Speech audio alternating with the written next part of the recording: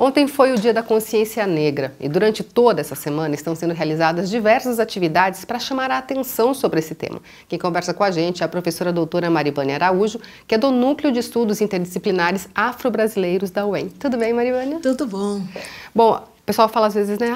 Mas às vezes falam tanto sobre racismo, sobre esse tema, mas cada vez mais a gente vê que é importante falar sobre isso, né? Cada vez mais a gente fala com o objetivo de informar, com o objetivo de deixar evidentes situações que são situações racistas, mas estão tão internalizadas, estão tão naturalizadas que as pessoas não percebem, mas elas machucam, elas magoam, elas impedem o avanço de uma parcela significativa da nossa sociedade. Com certeza, uma das histórias mais recentes que chamou muita atenção foi do jornalista William Vac, né? E que depois eu li, eu não me lembro de quem, um artigo num blog dizendo que ele não foi racista, ele foi preconceituoso. E aí a pergunta é, né? O que sai ganhando com isso, né? Olha, exatamente, você falou, o problema permanece, sendo racista, sendo preconceituoso. Eu, do meu ponto de vista, eu julgo que ele foi preconceituoso e racista, né?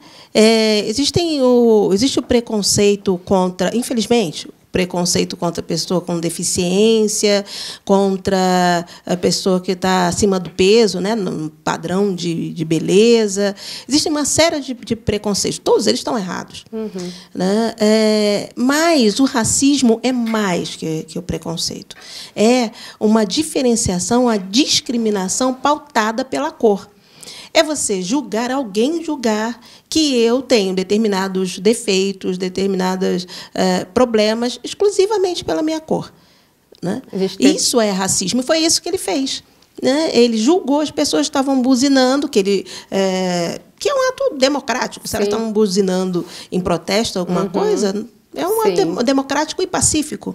Tudo bem buzinar, mas ele julgou que isso era inconveniente e julgou que essa é uma ação de pessoas pretas. Isso é coisa de preto. Quer dizer que branco não buzina, né? Branco não buzina, branco não faz coisa errada. É uma ação absurdo, preconceituosa, né? E racista. Teve o caso também agora, esses dias, na verdade foi no feriado, né? Mas que foi divulgado esses dias, do rapaz que estava sendo assaltado e que foi julgado como assaltante, né? E apanhou e tudo mais, né? Um ator.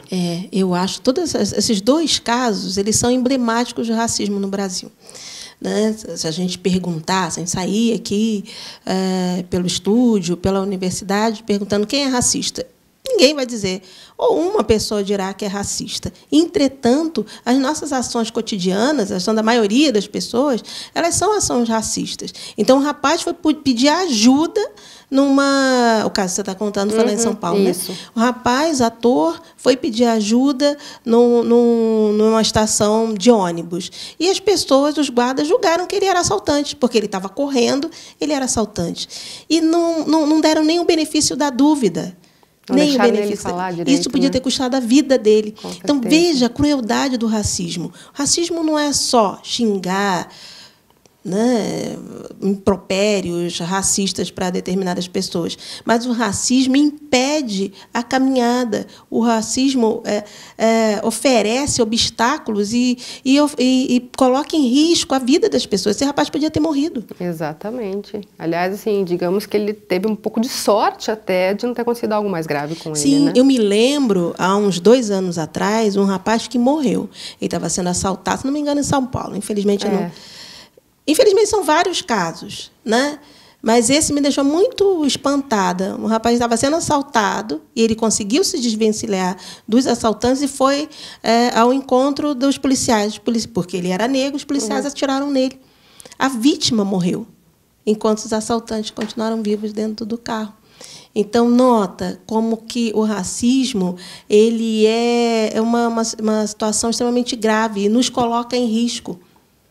Né? Principalmente a população negra, marcadamente a população negra, mas também a população indígena, também a população cigana.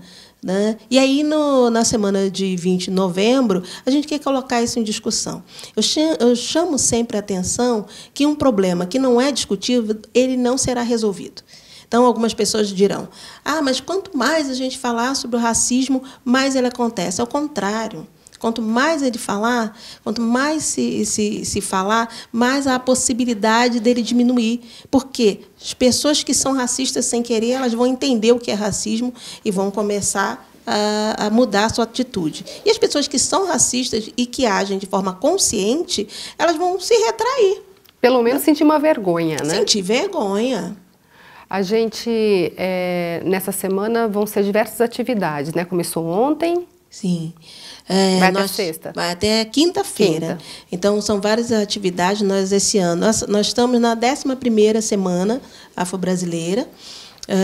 Se realiza sempre na semana 20 de novembro, e a cada ano a gente opta por um tema. Esse ano, nós optamos por discutir sobre intelectualidade negra.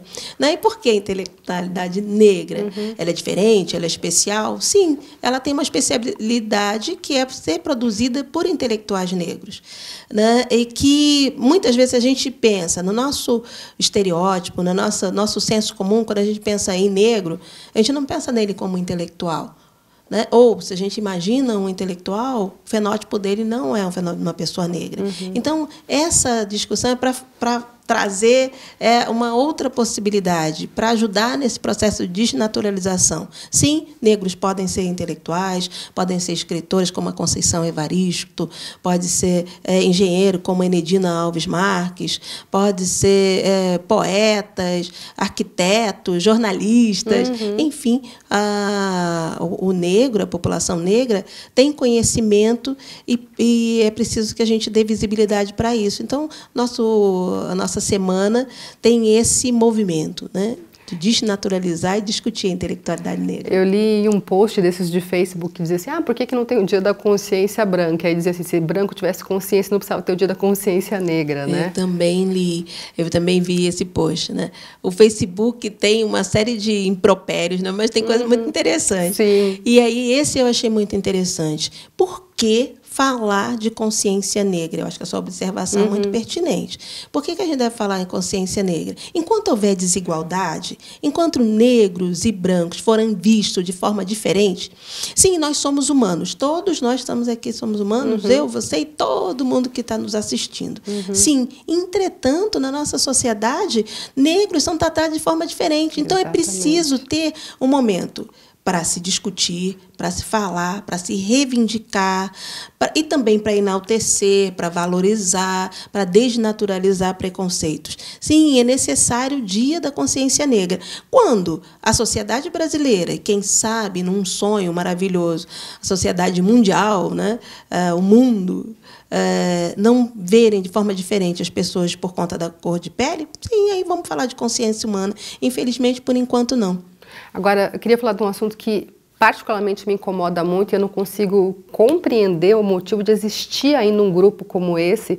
No Brasil, a gente não tem conhecimento de formação muito específica, não duvido que exista, mas a tal da Ku Klux Klan, que ainda existe nos Estados Unidos de uma forma mais disfarçada, mas que ainda existe e que é absurdo. E por que não conseguem acabar com isso, essa coisa de supremacia? Eu acho interessante, compartilho do seu espanto, compartilho da sua ideia, que é um absurdo que ainda se pensa assim, é assustador. Mas nós, eu e você, nós partimos de uma perspectiva diferente. Nós partimos da perspectiva que somos todos humanos, que somos todos iguais e que temos potencial, capacidade, alegrias e tristezas, qualidades e defeitos, temos diferenças, mas temos essa humanidade que é comum a todos nós.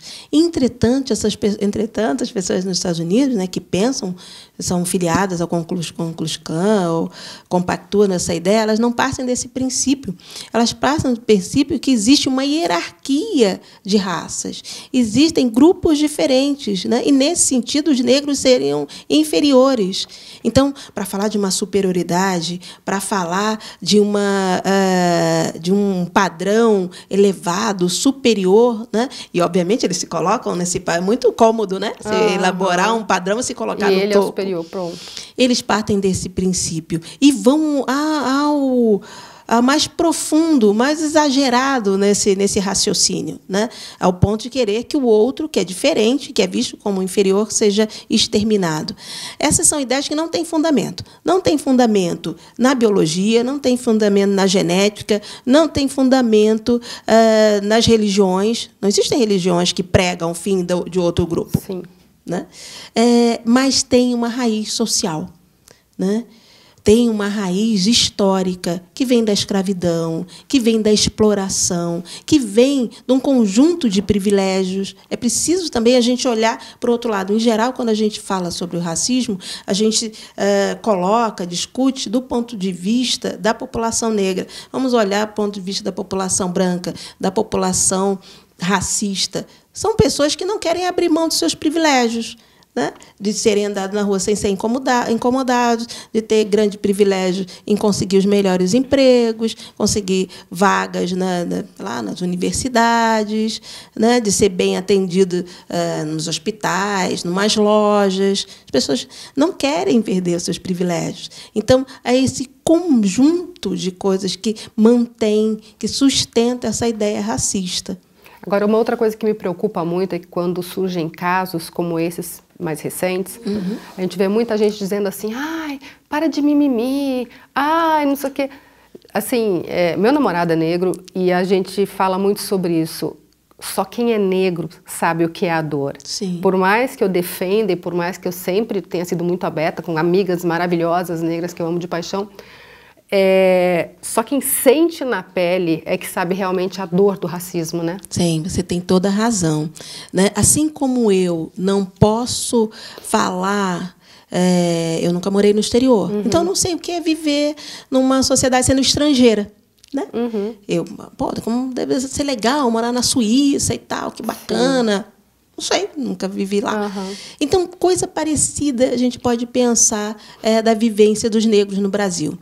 Né? É muito simples, você vai, é fácil, somos todos iguais, estão de mimimi.